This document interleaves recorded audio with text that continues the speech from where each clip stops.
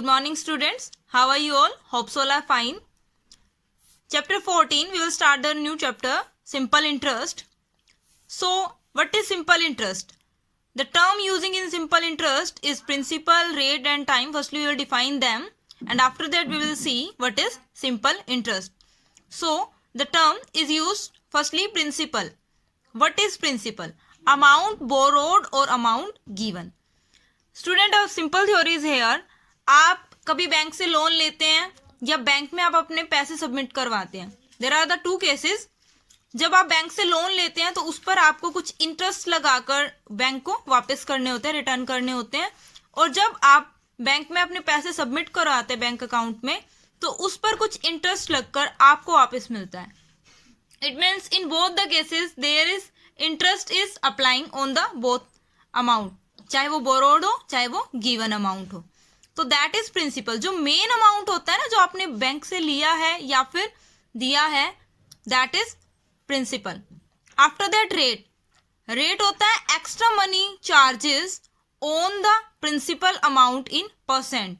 ठीक है, extra money charge किए जाते हैं प्रिंसिपल के ऊपर, वो आपका अमाउंट जो परसेंट की फॉर्म में होता है, दैट इज रेट. लाइक आपने 100 रुपीज किसी से लिया है और वो आपको कहे कि इस पे 1% इंटरेस्ट लगाकर मैं आपको वापस आपको देने हैं. ओके, तो that 1% is rate. After that what is time. Time आपने जितने टाइम के लिए वो अमाउंट लिया है, the time for which the amount has taken और given. Okay, so both are time. The time is for both. Now we will discuss the simple interest. The simple interest is a method of calculating the interest charge over the principal. It means उस principal पे कितना extra charge लगाया गया है वो हम निकालते हैं, तो वो हमारा interest होता है. Okay, so that is simple interest. It is a method of calculating interest charge over the principal. The formula for calculating simple interest is principal multiply rate multiply time divided by 100.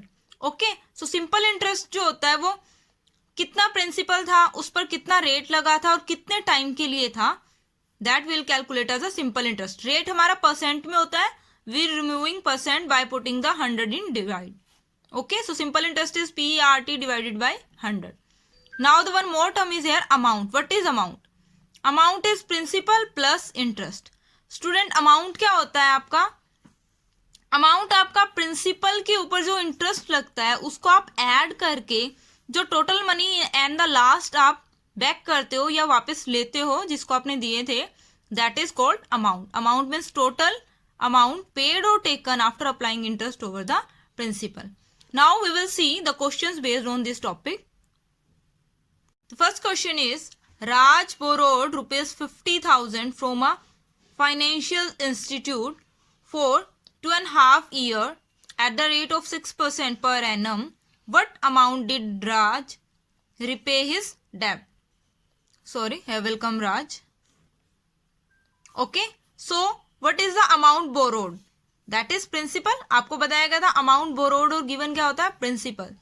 So we will write what is principal here. That is 50,000 rupees. After that, the time is given 2.5 years. So we'll write time. That is 2.5 years. So we'll convert this mixed fraction into improper fraction, 5/2 year. At the rate of 6%. The rate is given 6%.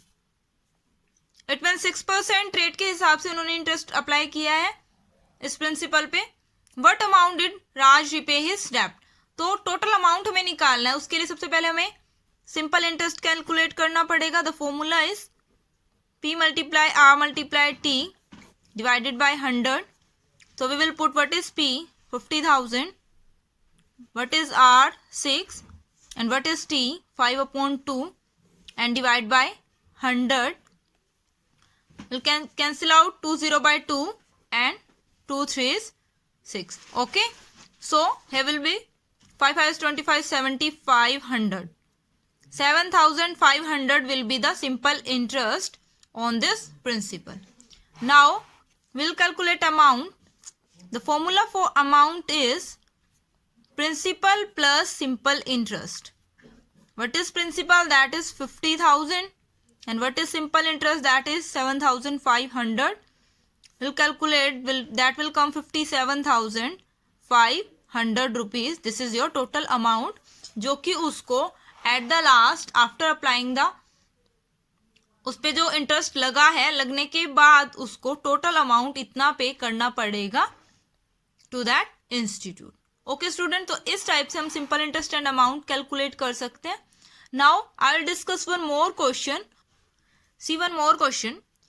Rami gave rupees 15,000 to his friend Mohini at the rate of 8% per annum, and her friend Mohini gave this money to Sanjana at the rate of 10% per annum for 2 years.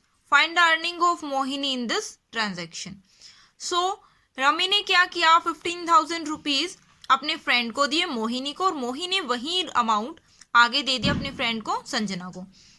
Rummy ने जो rate लगाया था simple interest के लिए वो 8% पर rate पर money दी थी, और मोहिनी ने आगे जो अमाउंट दिया है वो 10% रेट पर दिया for the same time 2 year. जो टाइम है दैट इज 2 ईयर सेम है. Find the earning of Mohini in this transaction. It means earning जो मोहिनी की बतानी है. Mohini get a profit here. Mohini को यहाँ पे कुछ प्रॉफिट हुआ होगा क्योंकि उसने आगे से वो अमाउंट 8% में लिया था, बट अपनी नेक्स्ट फ्रेंड को दिया दैट इज 10%, 2% एक्स्ट्रा लगा के दिया है. तो how will you get? Firstly आप रमी से मोहिनी को जाने वाले अमाउंट का सिंपल इंटरेस्ट निकाल लोगे. उसके बाद मोहिनी से संजना को जो अमाउंट गया है उस सिंपल इंटरेस्ट, उसका आप सिंपल इंटरेस्ट निकाल लोगे the rate and time using. इसमें भी आपका टाइम 2 ईयर रहेगा, इस केस में भी टाइम 2 ईयर रहेगा. After that you will subtract the amount of Mohini to Sanjana minus amount to Rami to Mohini. जो मोहिनी ने संजना को दिया था वो ज्यादा होगा, उसमें से सब्ट्रैक्ट कर दीजिएगा जो रमी ने मोहिनी को दिया था, और वो आपको डिफरेंस मिल जाएगा कि मोहिनी वहां पे कितने पैसे अर्न किए थे. Okay, so this is all about the chapter name simple interest. Thank you, have a nice day.